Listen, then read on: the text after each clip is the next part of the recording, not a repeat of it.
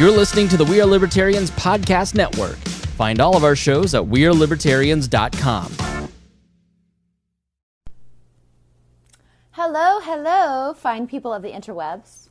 I am live right now, adjusting my camera, So a little thing for you all watching this live video. Hi, Rosemary. That's my boyfriend's mom. I have a wonderful quote behind me, but we're doing a Facebook Live tonight, which we will rip the audio and video for the podcast. But there's a quote behind me.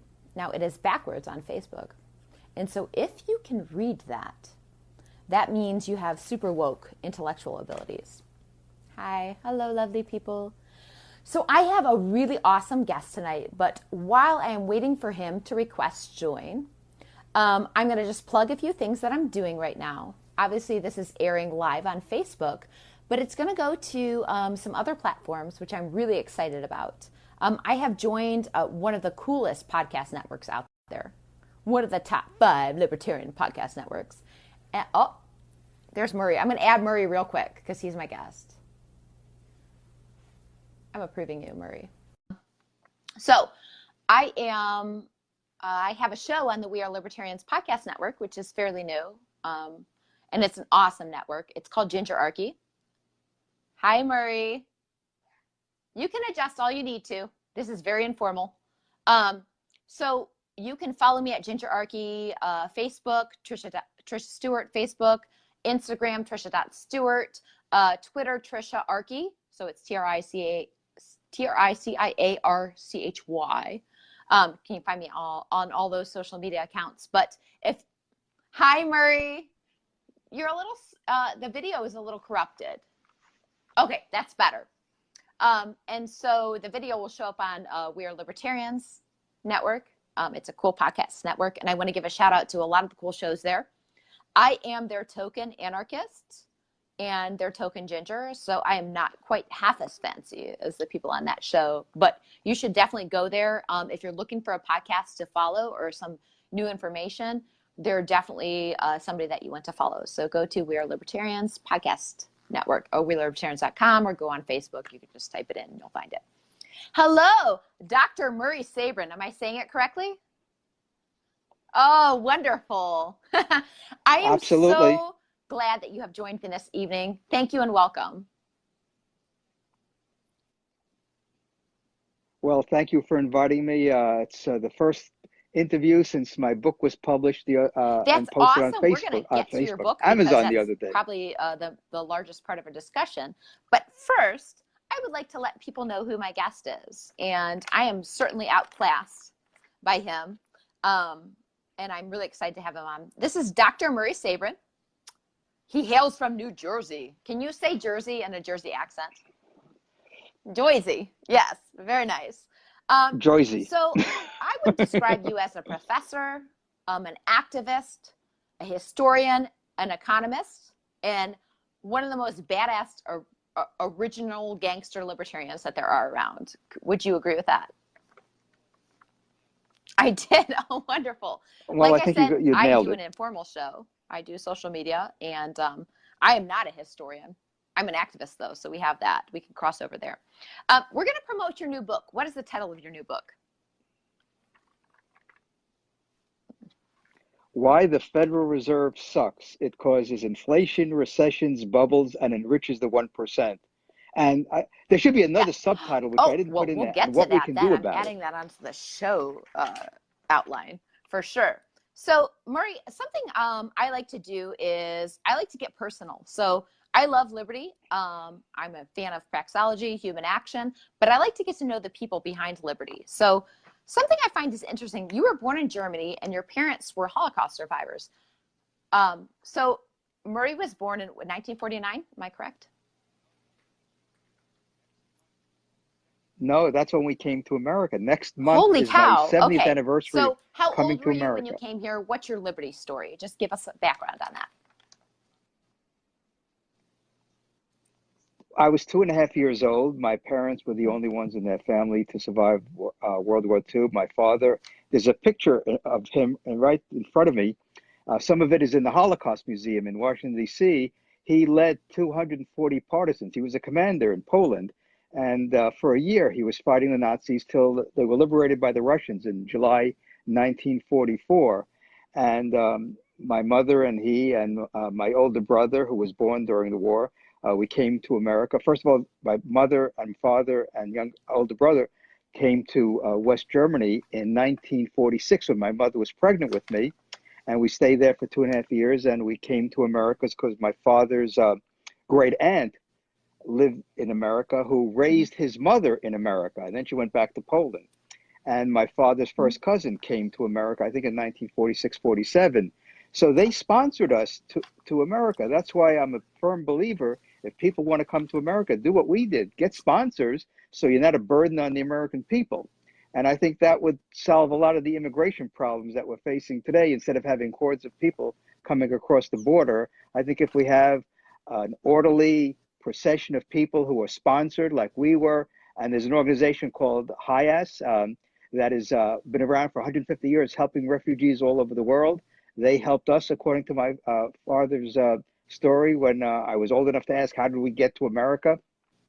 And so learning as a youngster what they had to go through to survive World War II, and as I became a history major as an undergraduate and started learning about finance and economics and libertarianism in the late 60s, early 70s, I said, not only is big government evil when it goes to its extreme, but what we have today, the welfare warfare state, is bad because it takes people's money away through taxation. It regulates them through the regulatory state. We have undeclared wars since the end of World War II, which are not obviously in our interest. And so we have this welfare warfare state, the term that Murray Rothbard coined, that I think just sums up the problem we're facing in America. Now, that's the bad side. The good side is, and this is something as a finance professor, I've really appreciated over the last 34 years teaching finance. American entrepreneurs are incredibly productive, creative, innovative, and that's why our standard of living is as high as it is, and we're not Venezuela, or we're not Greece, or we're not some of the other Western countries that have had big governments. So we have enough free enterprise in America so we can enjoy the fruits of all the great innovations that have taken place, such as the phone that I'm speaking to you on, the iPhone, which is an incredible invention when you think about it. We can call people around the world for free. When years ago that would cost an arm and a leg, and only rich people and corporations would do that. But now we can video chat anywhere in the world, which is an amazing phenomenon. And we have more computing power than the computers that 50 years ago sent the men to the moon. So I believe that we are in a glass half full and half empty. The half full is all the great productivity and entrepreneurship that's in America. The half empty is this incredible size of the welfare warfare state that is really undermining our prosperity and our freedoms. And that's why I've dedicated myself to writing about this. That's why I wrote this book on the Fed. I'm currently writing a book on healthcare, which is going to be a big issue in the in the presidential campaign next year. And then next year, I want to write a book on on war and peace, but that title has already been taken. So I have to come up with another title. No, this is important because there are still people in Washington who think that we have to rule the world. And this is, I think, one of the Achilles heel of the country, is that there are people who believe that it's our destiny, just as we settle the West, we have to now make sure we have world order through American troops all over the world. We have troops in 900 countries. We have bases all over the world. We have monies going all over the world. We're spending. It's amazing. When we were in Australia several years ago, and driving on the tour bus, the tour guide said, "Look over in the distance. You see that building there? That's an secret American outpost." So they have our government has listening posts all over the world, as if somebody's ready to invade us. I mean, no one can invade us. No one has invaded us. And so this whole notion that we have to have a military that's bigger than the 10 next military in the world is just outlandish. That was World War II was supposed to give us peace forever, and it certainly hasn't happened that way. That was the war to end Nazism and Japanese aggression. And what we've done is built up this huge military-industrial complex that President Eisenhower warned about in his 61 farewell address. So I believe that liberty is the natural right, if you will, of human beings. It's the way we have international peace, we have commerce, we have social justice, if you will, to use a term that has been appropriated. Because individual rights is, as the Declaration says, is guaranteed to us by our Creator, if you believe that. If not, it's basically the way to have a civilized society. And of course, it's described in the Bill of Rights. It's the Bill of Rights, rights that we have as individual citizens that the government is supposed to protect. Unfortunately, the government has trampled on all our rights, from the First Amendment to the Second Amendment, the Fourth Amendment, Fifth Amendment. And so that's what upsets people around the country. That's why Trump won, by the way.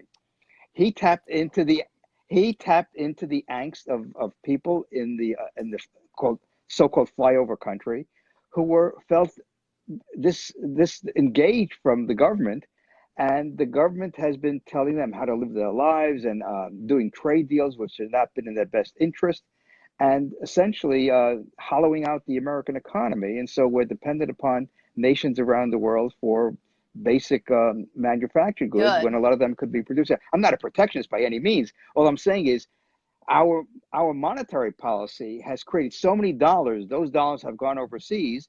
That's built up the economies of China and South Korea and other countries. And so basically our biggest export has been dollars, not goods that would give us a trade surplus. Not that a trade surplus is that important. But go ahead. Obviously, I believe that you are a minarchist. You believe in some legitimate form of government. Is that true? Well, so little that it wouldn't matter who's the president of the United States. They could go and do ribbon cuttings. The same thing with governors and mayors. The point is, theoretically, I think we could have a society without a formal government, just as Bruce Benson pointed out in his great book. I think it's called where he pointed out that throughout history we've had society and law, the enterprise of law. That's what it's called. Bruce Benson, the economist, the enterprise of law.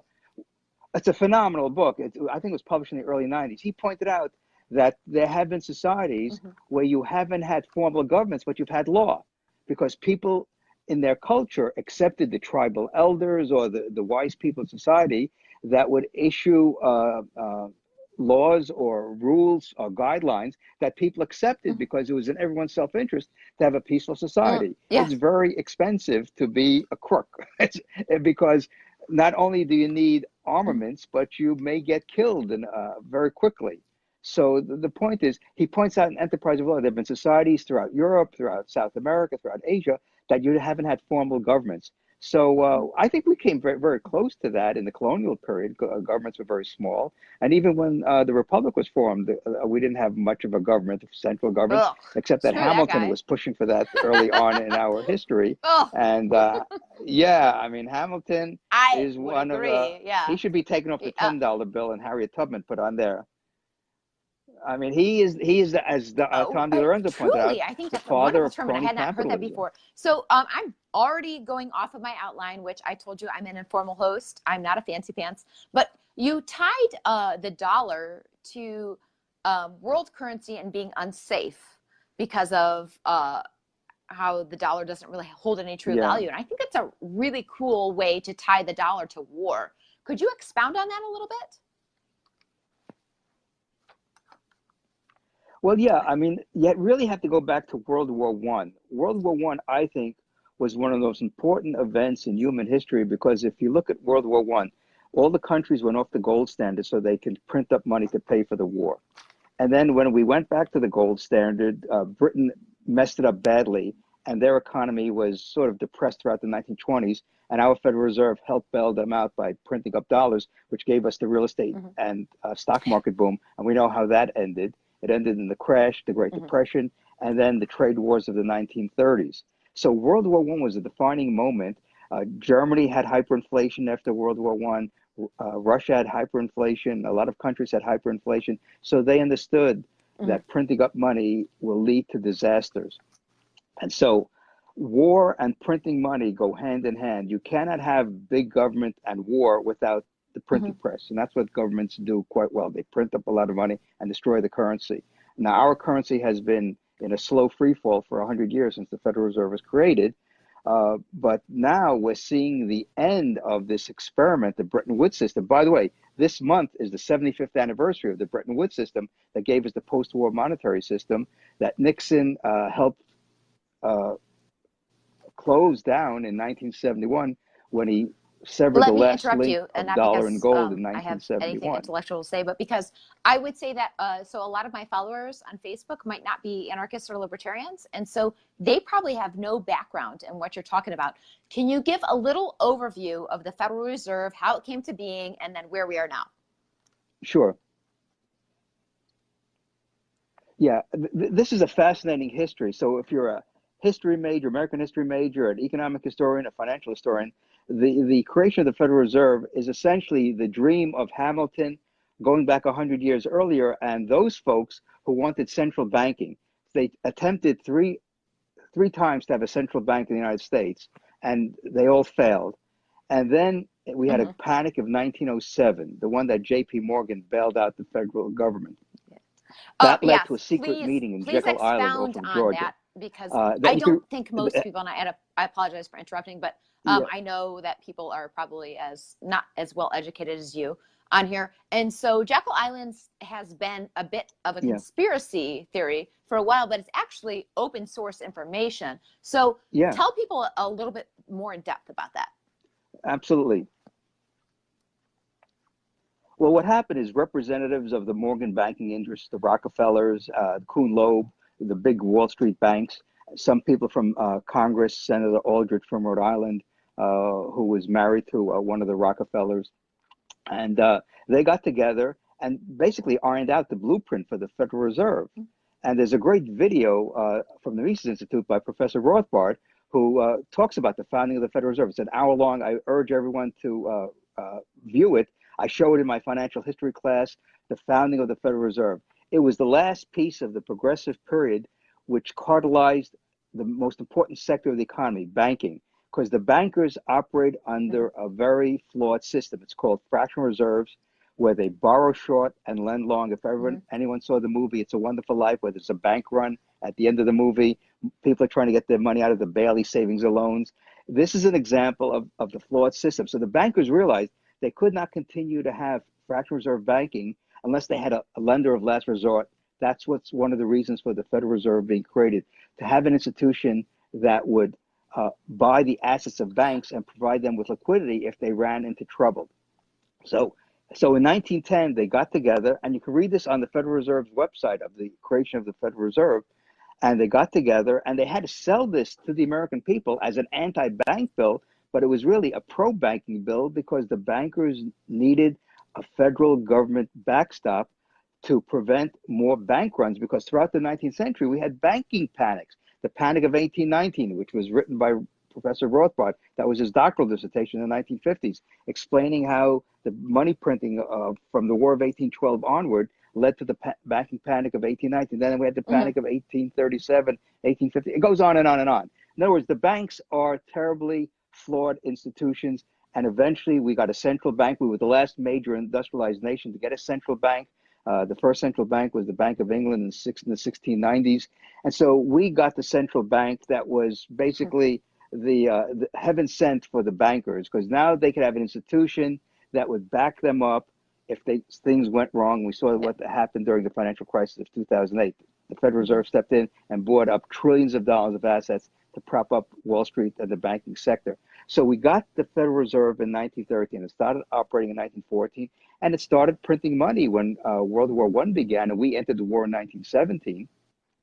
And that gave us a correction after the war, what's called the Forgotten Depression, a book titled by Jim Grant, who's a longtime financial analyst, still writes for Barron's again, who pointed out that we had a very deep depression after World War I. It was a correction for all the money printing that took place, just like we've had the last 10 years. And then we had the Roaring '20s. But we had the wrong 20s because of great productivity, a lot of innovation in the 1920s, but we also had a lot of money printing, which gave us this huge stock market bubble that ended in October 1929. And then Hoover was president, and he did everything wrong, intervening, trying to prop up prices as the banks were collapsing and money was being credit was being liquidated, so the money supply was falling, and so prices had to fall also. So instead of prices falling and wages falling, we got 25% unemployment by 1932, and he was utterly defeated at the polls in 1932 by FDR, who ran on a very fiscal conservative platform. Very ironic, right? He said we got to restore the gold standard, we've got to have a balanced budget. It is well, this is why when you learn this, you realize every president, every candidate that wins the presidency goes back typically on what they campaigned on. Johnson in 64, no boys are going to go to Vietnam. Wilson in 1960, no boys, we're not going to go to Europe to fight the war. And a month after he was inaugurated in 1917, we're in World War I. FDR in 1940, when war was raging in Europe, he said American boys are not going to Europe to fight the wars in Europe. And Johnson in 64 said American boys are not going to Vietnam. Yes. And of course, Bush said we have to humble foreign policy in 2000 when he ran for president. And of course, 3 years later, we're invading Iraq, a country that was no threat to us at all. And so in order to do all this stuff, the government needs money. So they don't raise taxes to pay for it because that would be an outcry by the public.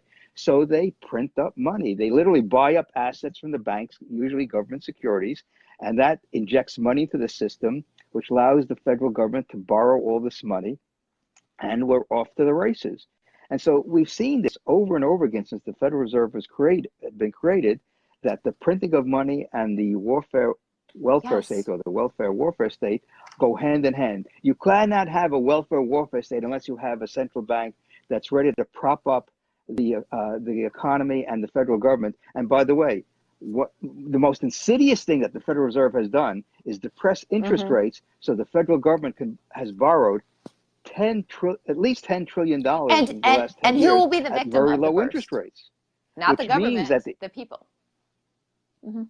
Well, it's going to be, well, no, of course not. It's going to be the average person who may get laid off or lose their house or whatever the case may be, like we saw in 2008 and 2009.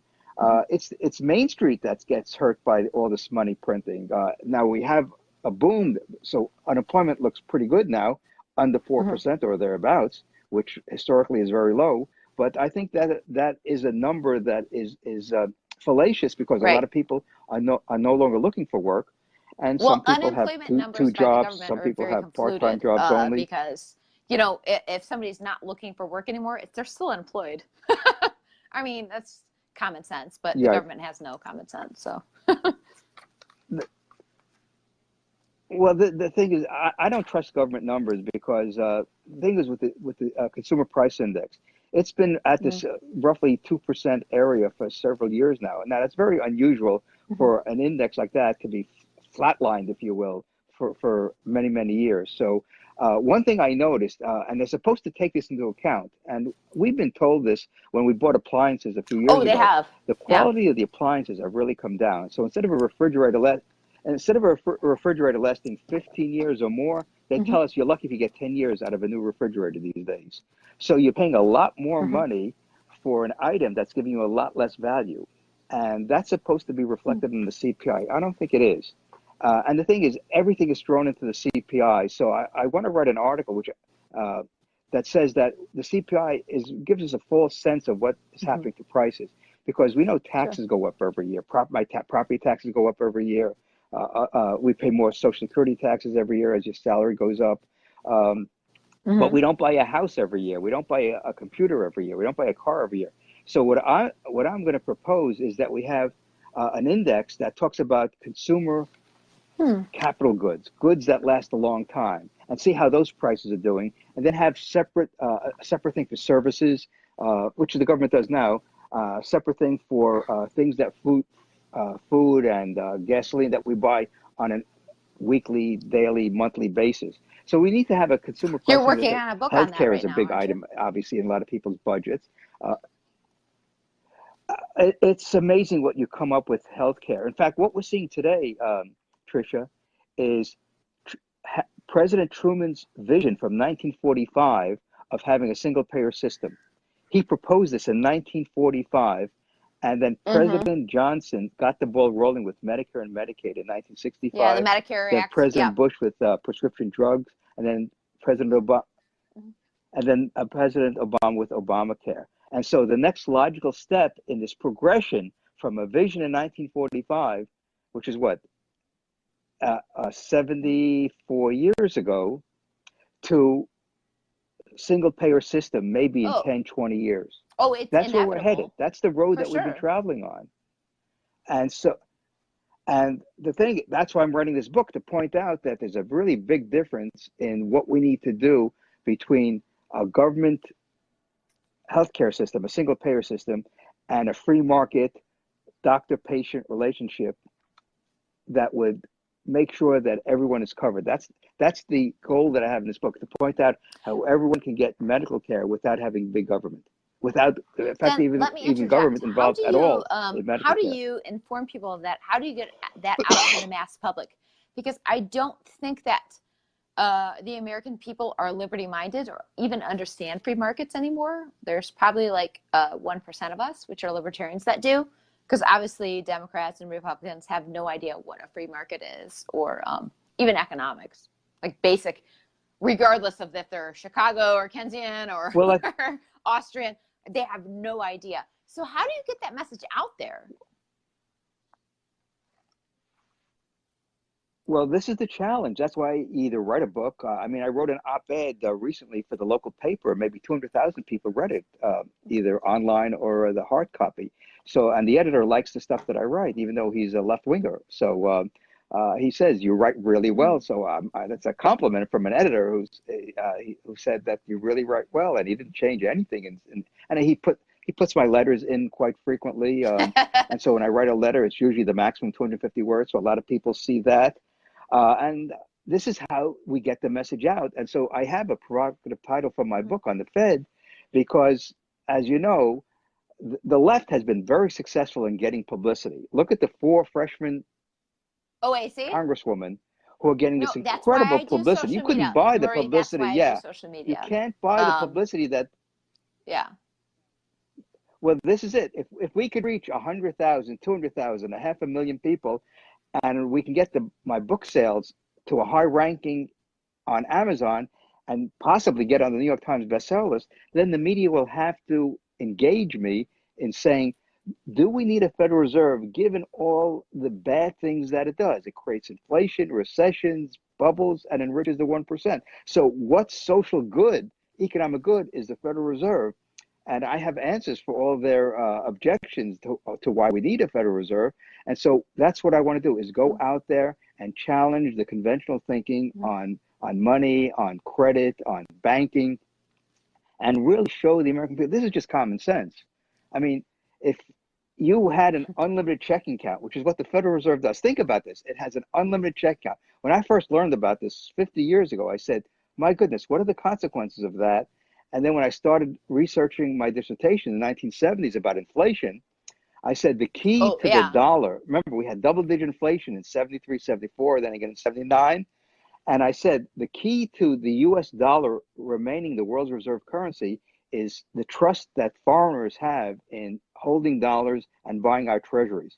Now that may be over in the not too distant future, because we are reading reports that both China and Russia are buying gold for their central banks. If I can interject, real that's really reserves scary, instead of the US dollar because of in reserves. The state that the United States is in around the globe. We are involved in a lot of proxy wars, and we hold weight.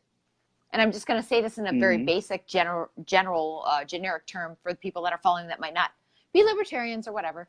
And so our dollar falling has a lot of repercussions as far as like the countries that might not go to war with us or may back us or want our money. The dollar has a lot to do with the war state. And I know we touched on that earlier, but it's a really scary proposition for the dollar to fall.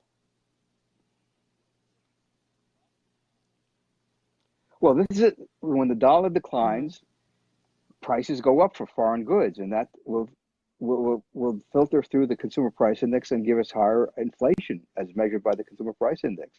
But it looks like inflation is going to accelerate because of all these trade wars. We're getting less goods coming into the country, and therefore there's less supply of goods. There's a lot of money in the system, and that's one of the definitions of inflation: too much money chasing too few goods. I think it's one of his quotes, and I could be misattributing it, so I apologize because as I said, I'm not fancy, but it was something about when goods and services do not cross borders, soldiers will. Was that? Well, I think. It's Bastiat. It was a Bastiat quote, which I love him. He's like Shakespeare for minarchism or anarchism. But yeah, and it's very true though. I've read it several times. His book, The Law, had such a profound impact. I first read that in 1974. It was part of my libertarian education back in the 1970s, and I picked it up. And to me, it is probably one of the most important books of Western civilization, because he was writing this to oppose the communism and socialism of Europe in the mid-19th century. And it's not even, today, it's very poetic. I love his ago. writing. You can tell that he's a writer and not necessarily a philosopher or a politician. So his writing translates to a lot of people because it touches them on the heart. And I would quite agree. I feel bad that I misattributed. I love Smedley Butler, but Bastiat, he's Bay.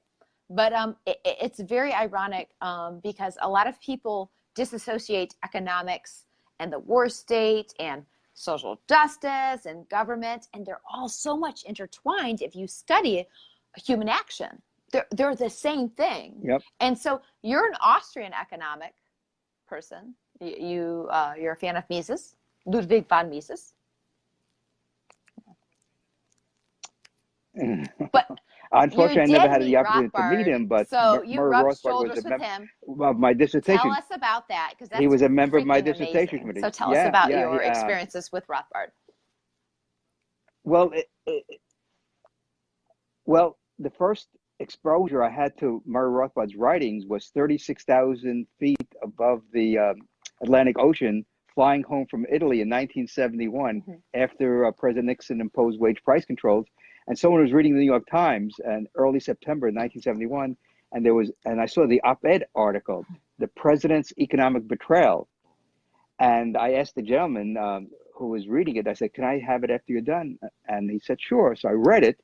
And this was the most lucid, clear discussion of President Nixon's wage price controls. Now, I had been familiar with some free market economics, reading Milton Friedman in Newsweek magazine and Alan Greenspan and Capitalism, the Unknown Ideal, about the importance of having a gold-backed monetary system. But Rothbard really laid it out. I think it's one of the most brilliant essays during that period about wage price controls and economic freedom. And then I just sort of put it aside, and when I went to graduate school in the early 70s and I developed a dissertation topic, I invited him to be a member of my dissertation committee, which he said yes. And he got me an invitation to the first Austrian Economic Conference in South Royalton, Vermont in 1974. Oh, that was very special because I was just learning this material. And I roomed with Joe Salerno, the great Austrian economist from Pace University and the Mises Institute. And he got his PhD about the same time I did at Rutgers. He was in the economics department. I was in the geography department, but my PhD was on economic geography, studying inflation and how it affects local economies. And I just immersed myself in Rothbard's writings, Mises' writings, Hayek's writings, and just really became not only a fan, but someone who wanted to write in this tradition on contemporary issues, applying the principles of human action. Because it's so simple. Everyone wants to achieve their goals, short-term, intermediate, and long-term goals. And if you do it peacefully, you're a libertarian. Oh, if you don't do it peacefully, steal you're that an interventionist and or post it all over authoritarian. social media. That is such a great point. Like these are natural human actions. And if you do it peacefully, then you are a libertarian. Like that's a really, really great statement. That's it. Well, I sometimes I come up with these things spontaneously, but the point is, I've been reading this stuff for more than 50 years now. Since actually 50 years ago, I first read Alan Greenspan's Golden Economic Freedom, and I discussed that in my book on the Federal Reserve that just came out as sort of the basis for his turning around and becoming the head of the institutions that he vociferously criticized in that essay of the Fed giving us the bubble of the 1920s, and then he's in charge of the Fed giving us the bubble of the dot-com bubble and then the housing bubble. It's so ironic that he was a great critic of the Fed when he was a private citizen, and then he becomes part of the swamp, if you will, in Washington, D.C. as head of the Federal Reserve. Well, no, and so as they say, you ironically, can't make this because stuff up. honestly, I'm going to be 100% honest with you. As a former neocon, I've always looked at Greenspan as having really convoluted economic ideas. I did not understand that at one point he had a different ideology, which just goes to show that power creates more power and corruption. Yeah.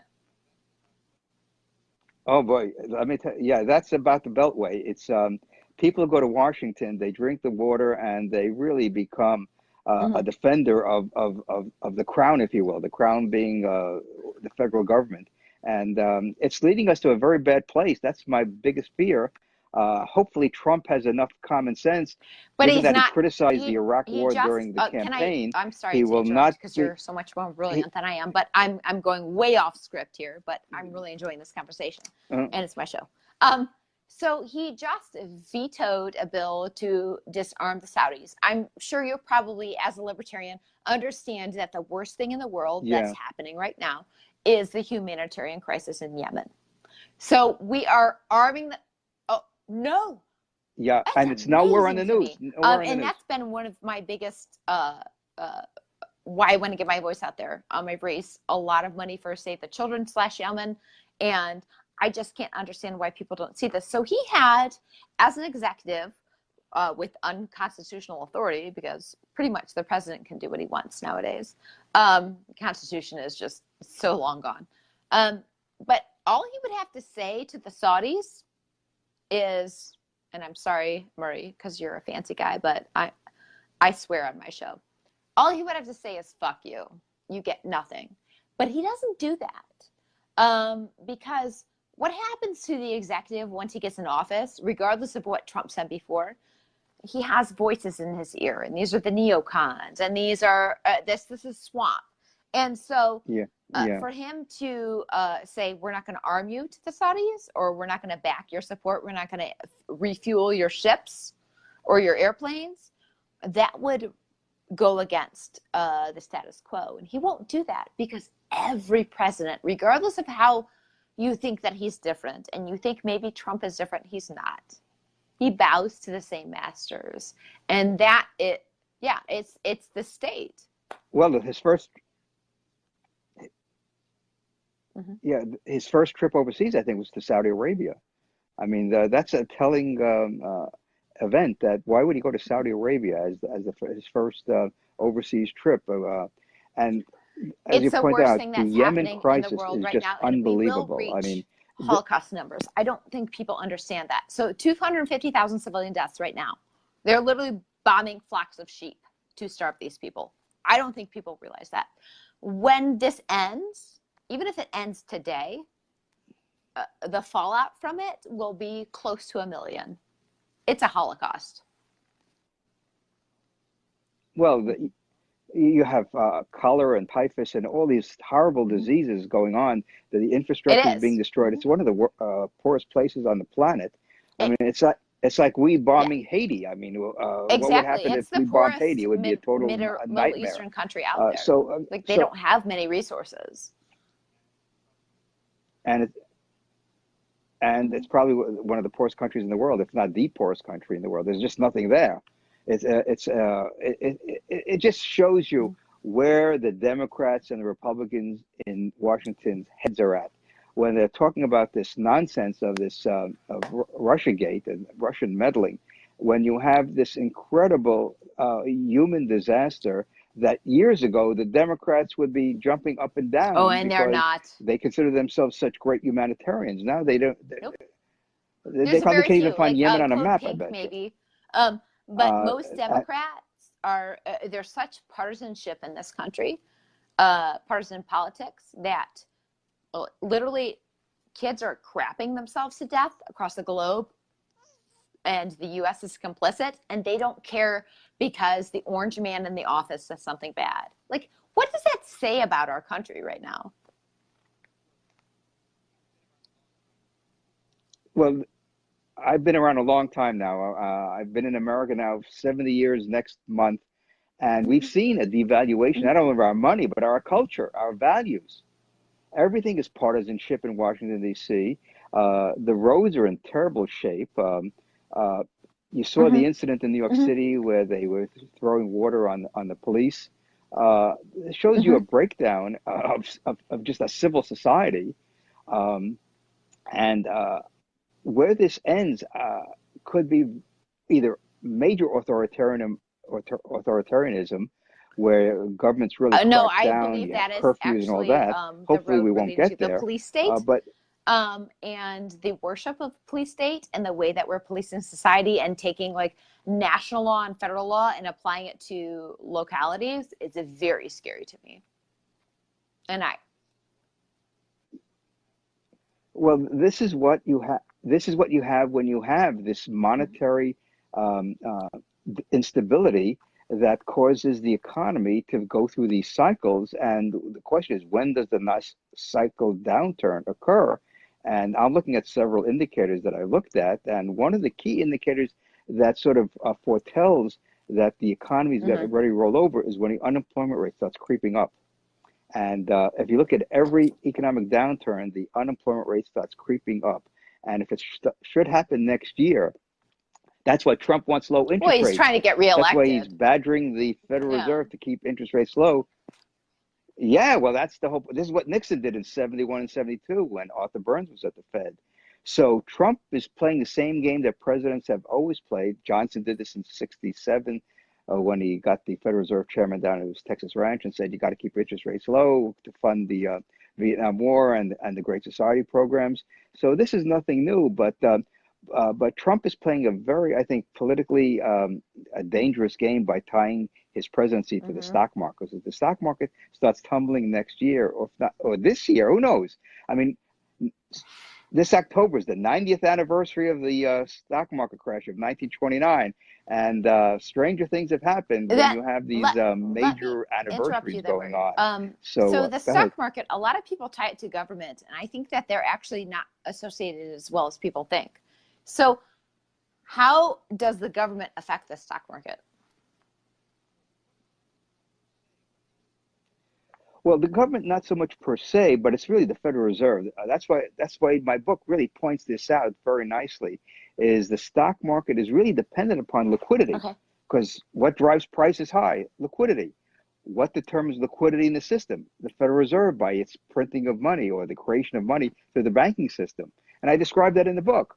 So it's really a good introduction to people who want a little history about money and banking in the United States, what money should be, has been, and how the Federal Reserve during the Greenspan and Bernanke eras gave us these two bubbles, the dot-com bubble and the housing Mm-hmm. bubble, and how the Austrians were right about all this stuff. Now, there were some mainstream Yeah. economists that got it right also, but for the wrong reasons, I think.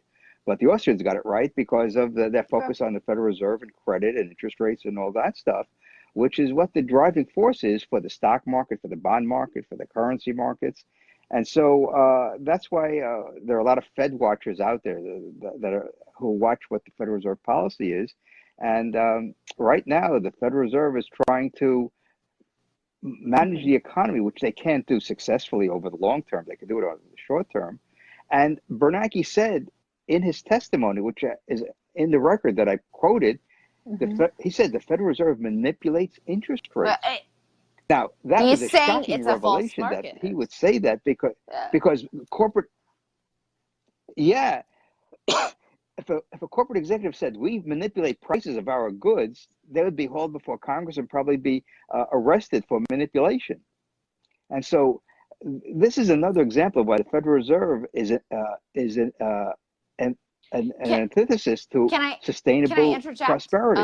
We And do you have are much prosperity, more but it's not intelligent than because I, of the but Federal Reserve. it's basically Sure. not a free market principle. And as an anarchist, anybody that goes against free market economics is Yeah. false. And so it's a false market, and that's why it fails. It's a monopoly on force, which is not natural and not free market. Obviously, it's going to fail, Yeah. and it oppresses people, and it doesn't lend people to free market associations. And I don't think a lot of people understand free markets because most people are tied to the R&D. And you being a libertarian have a much more awakened sense of that, and as an economist as well. So I'm going to go on to another question because we've just had a great conversation and we're rounding out into the hour, and I haven't even asked like 10% of the questions I'm going to ask you. I had a lot of messages about things to ask you, and so I will. Sure. We talked about the history of the Federal Reserves. What would you think would be an alternative to the Fed? Well, basically, before the Fed, remember, the dollar was defined in 1792 as 1/20th of an ounce of gold. So you could take a $20 paper note and go to the bank and get a $20 gold piece for it. And so once you have convertibility or backing, remember, the dollar is a name of a unit weight of gold, just as the other currencies represented weights of gold or silver or whatever the case may be. Paper money is not money. It's a money substitute. And that's what I point out in the book, how we go from barter to gold-backed money to paper money to demand deposits, checking accounts, if you will. Those all have to be backed by gold in a free market system. And Murray Rothbard points this out wonderfully in his book, The Mystery of Banking, and his other book, What Has Government Done to Our Money, which you can all read free on the Mises.org website. These are things that I learned 45 years ago, which rounded out my education about money, banking, and finance, which allowed me to become a finance professor and write this book on the Fed, because I think every generation sort of needs a primer on how to understand what's going on. So I take the reader through money and banking and what the Federal Reserve has done to give us the dot-com bubble and the housing bubble. So in a free market monetary system, you'd have gold coins circulating, and you'd have claims to the gold in reserve. They would be paper money, like we had, where the note would say payable and lawful money. That's what it said on the notes. That way you can take that paper money and get gold for it, a $20 gold piece or a $10 gold piece or a $5 gold piece, double eagle, and half eagle. That's the way a free market money system works. That's the way money works without a central bank. That's what freedom is all about. That's what monetary freedom is all about. Not the system that we have today, which is basically for the bankers and for Wall Street to prop up Murray, you've all been the financial assets that are out there. Source of information, and we have not even gone anywhere close to my notes, but I kind of like that because I really appreciate your point of view, your perspective, and you rub shoulders with Rothbard, which is super cool. I'm kind of jealous of that. Mm-hmm. He was just an incredible human being. Before I go on to my last question, 68 tell me about Murray Rothbard. Yeah. Tell me about him as a human being. Sure. Well, I wasn't that close to him. I mean, he lived in New York City when I lived in New York City. Then I moved to New Jersey. And then he got an appointment that he should have gotten in New York City. He got an endowed chair at UNLV in Las Vegas, University of Nevada at Las Vegas. And he had a great career there, wrote a lot of books and articles, to say. And he was just incredibly optimistic. I mean, his knowledge of any subject was just unbelievable. And he was just always had a smile on his face. I never saw him downbeat at conferences. And he just was a great raconteur, storyteller. And but what impressed me so much about him is that he just knew so much about everything. I mean, he was a walking encyclopedia, which in his apartment in New York City was lined with probably 10,000 books. I mean, everywhere you went, there were bookshelves, and he just read everything. And he made a living by doing book reviews in the 1950s before he got a teaching position. So he's probably the most well-read individual I ever met. Plus, he was incredibly productive. I mean, he would type. Damn. He could write a book in a week. That's how productive he was. He was just incredible. He wrote something for me back in the 1970s at a conference that I helped organize about inflation in the 1970s. And he wrote an essay that was, I think, 20, 30 pages long, and I don't know, in a day or two. So with footnotes and everything. So he was just a prolific individual, a wonderful human being. And it's unfortunate that he passed away at such an early age, 1995, when he could have had at least 2 more decades of productivity. And who knows what his influence would have been. It's great today because of the Mises.org website. All his work is available through there for free, which is why the internet is such an incredible tool for liberating the human minds so they can read material that otherwise was not available. If you look at the back, here's all my books back here. I must have about 1,000. I must have 1,000 books I picked up over the years. And this is what academics do: is they read so they can make cogent, coherent presentations about different topics. And in the fall, I expect to make a presentation at the college for a memorial lecture for one of our colleagues who hired me back in 1985 on America, the next 70 years, since it's the 70th anniversary of coming to America, go over the past 70 years and talk about what America could be like over the next 70 years. So I'm looking forward to making that presentation.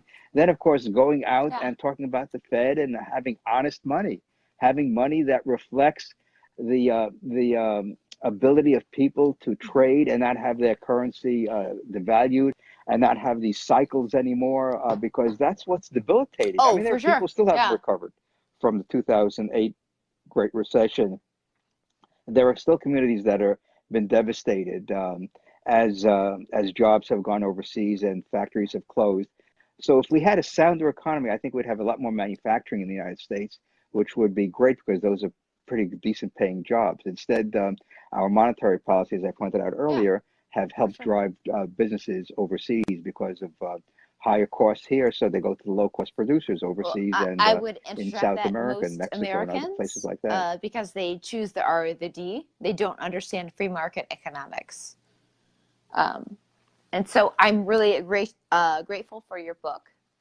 We have gone long, but it's been really, really fun. And well, thank you. You're a treasure. I'm actually really, I feel very grateful to have interviewed you because I think you're just a wonderful economist in our age, and there's a lack of economic understanding in this generation. And I'm a newer libertarian. I've only been an anarchist as of the last couple of years, and then a big L libertarian before that. So I'm a big fan of Austrian economics, having been a former neocon. So I'm going to ask you just a couple quick fire questions because we have to round out for the video. Sure. We did that. Your book, which has a really cool title. Plug your book. I like it. Well, why the Federal Reserve sucks. I could have said why the Federal Reserve is counterproductive, which would have been nice. It really does. I mean, when all it means is a colloquial term saying it's bad. And so someone from a digital marketing person a couple of years ago, when I was finishing writing the book, said you need an edgy title.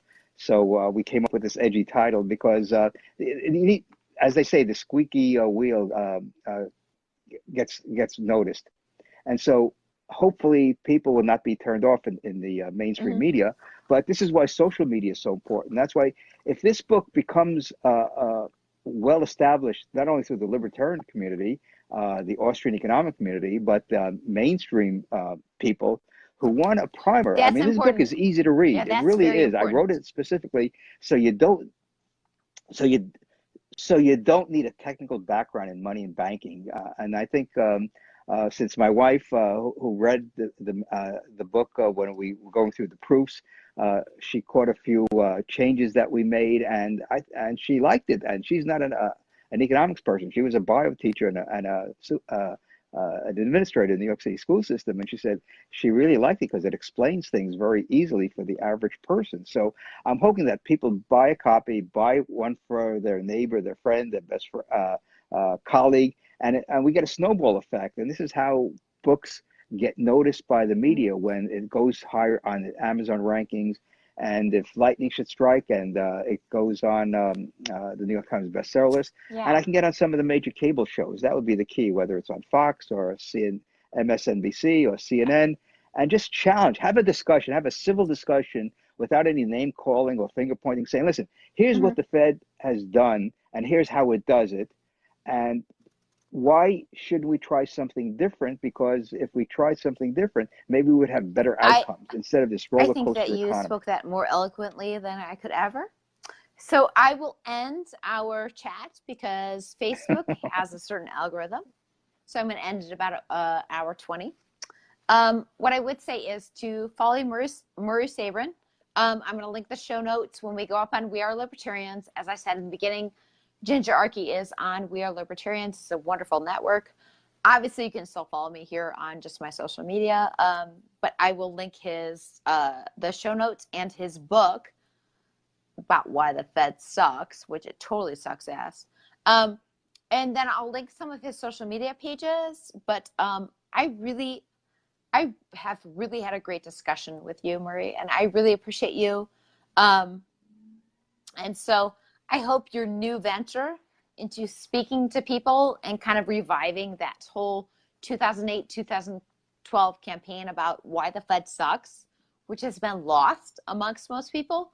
I hope you can bring that back. I'm very excited about that. You're brilliant and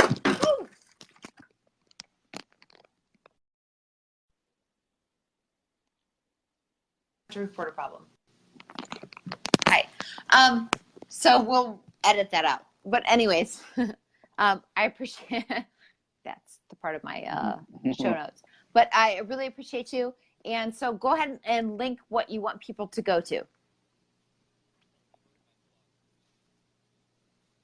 Well, if you go to my blog, murraysabrin.com, you can see the front cover, the back cover, which has a wonderful endorsement by Ron Paul, and then the link to the Amazon where you can purchase the book. And I really hope that, not for me personally, because this book is really was a labor of love. I wrote it on sabbatical 2 years ago, and the college gave me the opportunity to write this book.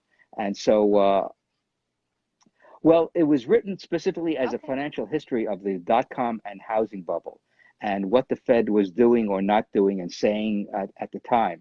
So the goal was to point out who was right and who was wrong. And there were a lot of people who were wrong about what was going on during both bubbles because they don't focus on the key component of bubbles, which is money printing by the Federal Reserve. And so I point this out, and then there's a postscript, which I wrote earlier this year, about Chairman Powell, whether he's going to cave into Donald Trump's call for lower interest rates. And next week we will sit. Well, here's the point. Everyone thinks that the Federal Reserve is going to lower interest rates, which would be unprecedented. That they lower interest rates with the stock market at an all-time high and unemployment at one of the lowest levels in history. This would be unprecedented. Which from my perspective, I think the Fed is not going to lower rates because everyone's expecting it. And if they do lower rates, then the notion that the Fed is independent, which is what Chairman Powell says constantly, we are independent. If they lower rates, then it would deny the notion that they're independent because they're basically doing what Trump wants them to do. So the Fed is between the rock and a hard place. And so I think if they want to exert their independence, they won't lower rates.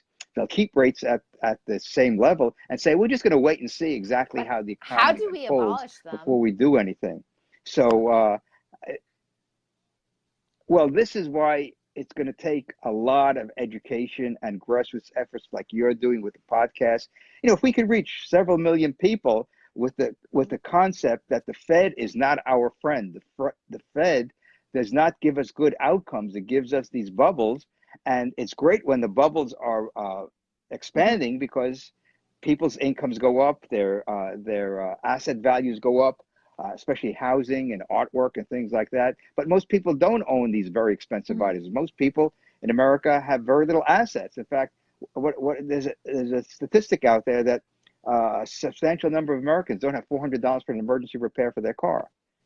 I mean, people are really hurting out there. But if you live in New York City, a metropolitan area like I do, in New Jersey, or in San Francisco or Boston, the metropolitan areas where there's a lot of wealth concentrated. But if you live in rural and flyover country, people are just scraping by from day to day, week to week, month to month. So they don't have much assets, they don't have much income. And so, as I've been saying for decades, what we need to do is develop a culture of financial independence. And with the federal government spending $4.4 trillion and states spending another $1 trillion plus or more, the government is really setting up resources that can be better used by people and in their communities to develop the institutions and the organizations from a free market, nonprofit perspective that would give us better outcomes in terms of jobs and healthcare. That's basic, and education. That's really the theme of my writing going forward, which I'll have a lot to do because I'll be, this coming year is my last year as a professor. After 35 years, I think it's time to hang up the shingle, so to speak, and go out there and try to do as much as I can to educate people outside the classroom and have a greater presence on social media and just go out there and speak to people all over the country if possible and point out that all is not right with America, and here are the reasons why. And we need free markets because free markets are an extension of ourselves, and that's what I think we have to tie in. Free markets are what people are all about. Just as our arms and legs are part of us, free markets are part of our social structure. I that would makes quite agree. life And worth living. I've so much, even though we had a glitch earlier, it's fine because we do this live and most people aren't brave enough to do what I do live. But we had a great discussion about like market principles and economics, and some people might find that boring, but actually I think this is a really interesting discussion. And so I really appreciate you coming on and explaining things in layman's terms. That's really important. So I would encourage you to go to Murray's Facebook site or his website. Can you drop those credentials right now? The website is murraysabrin.com, Yes. and guess what? Here's a copy of the book. And you can see this on my website. The front and back cover. Here's the back cover with Ron Paul's endorsement. Of course, it's small print. I can bring it closer, and a little bio about me. But if you go to my website, we have all the good stuff. I don't do a lot of original writing now because I'm working on this other book on healthcare, but I'm posting articles that I think are important that people should read, so they could just find 2-3 articles a day that I think explain what's going on overseas, what's going on domestically. And this way people get an idea that there's a better way of doing things. I like to put things in positive terms. How can we have better outcomes for the economy, for healthcare, for international relations, as opposed to just bashing people and who they are? I just want to talk about how we can achieve a better society. How we can, that's what libertarianism is all about. It's how to achieve a better society with no wars, with no strife, social strife, with position. So many people fight against full what's employment. happening now, and they don't provide any resource as to how it can be better. And I think you're doing that with your book. We can just be better, people. It's okay. Well, I am a part of it. There's a great organization called We Do Better, and they propose. Yeah, that to me, that's what I'm going to propose in my book on healthcare. Is that if we have universal tax credits, that will help fund the nonprofits. That's what we do. Provide healthcare. I'm a member. I donate, folks. and I'm probably going to do some media for them. And that's what you do. Do stuff on any level you can. Like, don't be an asshole that sits and criticizes things. Like, maybe do something.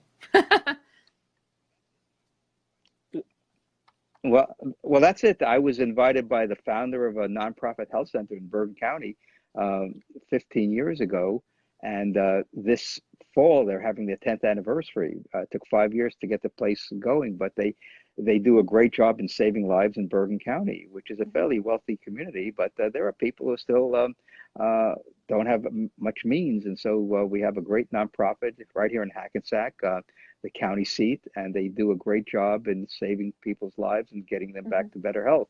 So it's a matter of personal responsibility. It's community responsibility. It's the institutions we need have to be at the local level as opposed to top down. The trickle down, I call it the trickle down economics from Washington. The Medicare, the Medicaid, the Social Security, all these programs out of Washington, the Department of Education, Department of Energy. We don't need these institutions, organizations. Absolutely. It's about individuals, family, community. That is what the structure of a free society, of a prosperous society would be all about, instead of this welfare warfare state that we have. Thank you so much for coming on, Marie. You're a source of great wisdom and information. I've enjoyed it. And maybe I have a broad spectrum of listeners. So I would say to you all what I say at the close of everything, but maybe Murray is a little bit more of a minarchist than I am, but he's a brilliant man and he has a lot of things to say that could probably lead to more for free society than us sitting around and bitching who's a minarchist and who's an anarchist. And so I'm pragmatic in that idea. So I'm going to close this show saying thank you so much, Murray. I've really enjoyed it. And what I always say, grace and peace to you, my lovelies, and fuck the state.